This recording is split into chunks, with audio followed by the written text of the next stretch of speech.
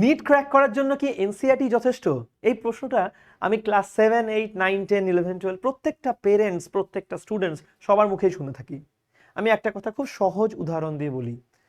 যদি বিগত আমরা 20 বছরেরও কোয়েশ্চেন পেপার দেখে নিই, যখন এআইপিএমটি ছিল বা যখন যার পর থেকে নিট এলো, যখন সিবিএসসি কোয়েশ্চেন এক্সাম কন্ডাক্ট করেছে বা যখন এনটিএ এক্সাম কন্ডাক্ট করেছে, আর আপকামিং দিনে তো এনএমসির সময় আসছে, প্রত্যেকটা সময়ই একটা ট্রেন্ড কমন ছিল।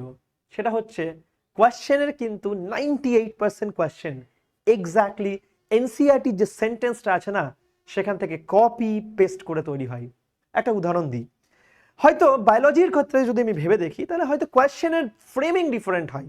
কোনো প্যাটার্ন হচ্ছে হয়তো ম্যাচ দ্য কলাম, কোনো প্যাটার্ন হচ্ছে ট্রু ফলস টাইপ, কোনো প্যাটার্ন হচ্ছে মাল্টিপল স্টেটমেন্ট বেসড কোয়েশ্চেন, তার মধ্যে তোমাকে চুজ করতে হচ্ছে কতগুলো ঠিক স্টেটমেন্ট, কতগুলো ভুল স্টেটমেন্ট, কিংবা কোনোখানে হয়তো তোমাকে চুজ করতে হচ্ছে অ্যাজারশন রিজন। তো প্যাটার্ন অফ কোয়েশ্চেন ডিফারেন্ট হতেই পারে প্রত্যেক বছর। কখনো অ্যাজারশন রিজন বেশি আসছে, কখনো স্ট্রেট ফরওয়ার্ড কোয়েশ্চেন বেশি আসছে, কখনো ম্যাচ দ্য কলাম বেশি আসছে।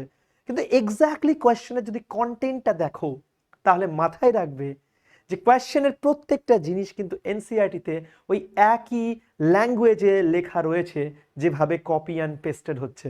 সেটা তোমার ফিজিক্স বলো, কেমিস্ট্রি বলো, আর বায়োলজি বলো।